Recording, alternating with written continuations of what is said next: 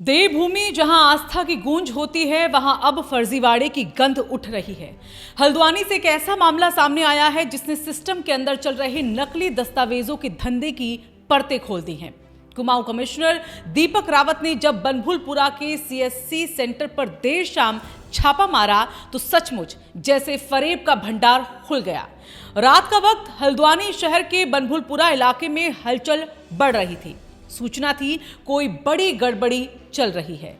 Commissioner Deepak Rawat, जो अपनी सख्ती और विजिलेंस जैसी कार्रवाइयों के लिए जाने जाते हैं, सीधे मौके पर पहुंच गए और जैसे ही सीएससी सेंटर के अंदर घुसे, सामने था फैजान मिकरानी, दस्तावेज लेखक, जो कंप्यूटर पर किसी के स्थायी निवास प्रमाण पत्र में फेरबदल कर रहा था। कमिश्नर ने उसे मौके पर ही रंगे हाथों पकड़ लिया।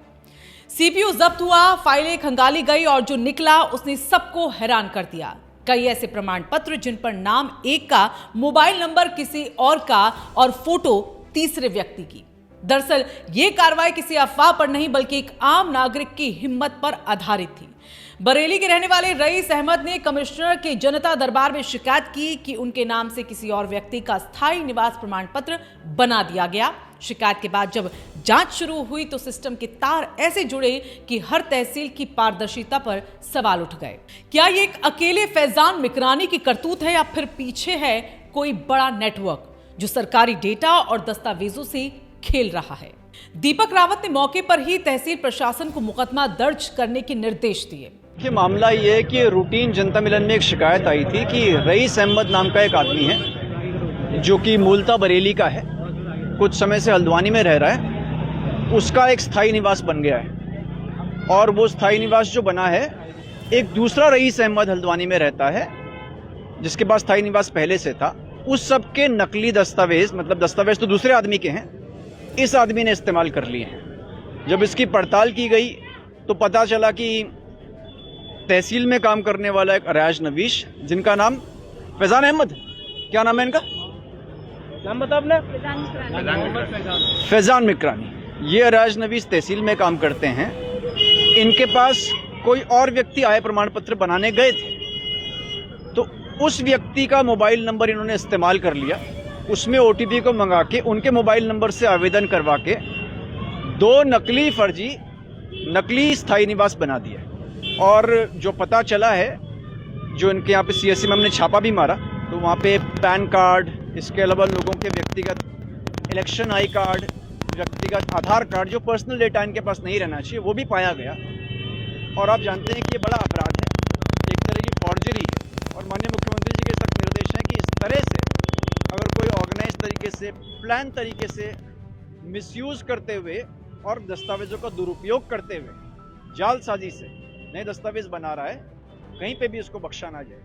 इसलिए मैंने सोचा इसको आज खुद ही देखना बेहतर होगा। अभी इस मामले में तहसील की ओर से हम एफआईआर करवाएंगे और इस तरह के और कितने मामलों को उन्होंने अंजाम दिया है उसमें भी गहराई से पड़ताल करते हुए कानूनी कार्रवाई करेंगे। उन्होंने सभी तहसीलों को आदेश दिया, अब हर प्रमाण पत्र, हर दस्तावेज पूरी पारदर्शिता से तैयार होगा। ये पहली बार नहीं है जब उत्तराखंड में फर्जी दस्तावेज बनाकर साजिश की बू आई हो। आइए कुछ चौंकाने वाले मामलों पर नजर डालते हैं। रुद्रपुर का फर्जी शिक्षक मामला 2024 का। यहां एक व्यक्ति ने यूपी से फर्जी दस्तावेज बनवाकर साल भर सरकारी नौकरी की, तनख्वाह ली और पकड़ा गया तो सिस्टम हक्का बक्का रह गया। हरिद्वार की फर्जी भूमि रजिस्ट्री 2023 का मामला। कई एकड़ जमीन फर्जी स्टाम्प पेपर और जाली रजिस्ट्री के जरिए बेच दी गई। जांच में सामने आया कि तहसील के कुछ कर्मचारियों ने भी आंखें मूंद रखी थी। देहरादून का फर्जी ड्राइविंग लाइसेंस रैकेट साल 2022। आरटीओ दफ्तर के पास से चल रहे एक सेंटर में फर्जी ड्राइविंग लाइसेंस और वोटर आईडी बनते पकड़े गए। सवाल उठे, डेटा आखिर कहां से लीक होता है? पौड़ी का फर्जी डोमिसाइल केस 2021 का साल। कई बाहरी लोगों ने उत्तराखंड के स्थायी निवास प्रमाण पत्र बनवाकर सरकारी नौकरियों में आवेदन किया। हर बार एक ही पैटर्न, फर्जी दस्तावेज, सरकारी मोहर और असली पहचान की चोरी। अब सवाल उठता है, क्या ये सब सिर्फ कुछ लोगों की लालच भरी हरकतें हैं या फिर एक संगठित नेटवर्क उत्तराखंड की पहचान को धीरे धीरे खोखला कर रहा है? देवभूमि उत्तराखंड, जहां विश्वास की जड़ें गहरी हैं, वहां फर्जीवाड़े का ये वायरस हर उस सिस्टम में दाखिल हो रहा है जहां पहचान सबसे पवित्र मानी जाती है। चाहे वो जाति प्रमाण पत्र हो, निवास या नौकरी के दस्तावेज।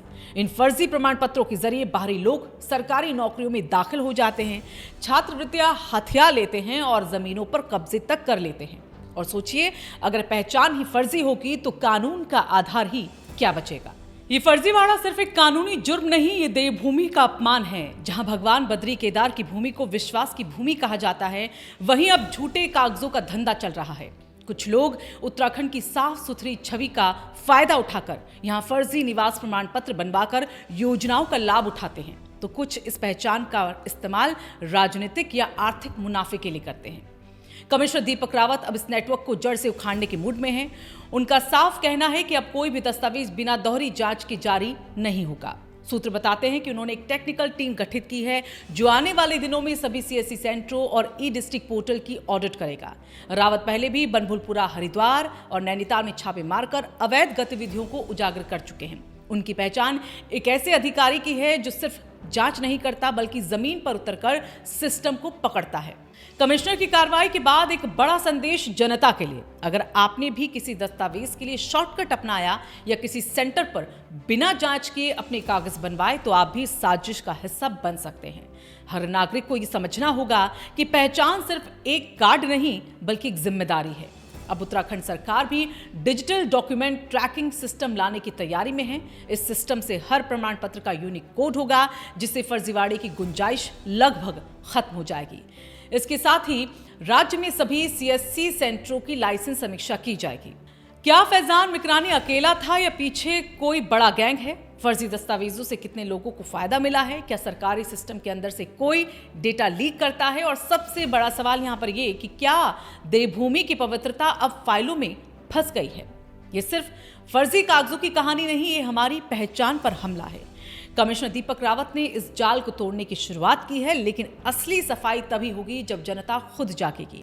देवभूमि को बचाना है तो फर्जीवाड़े से नफरत करनी होगी, क्योंकि झूठ का एक दस्तावेज पूरे उत्तराखंड की साख पर दाग लगा सकता है।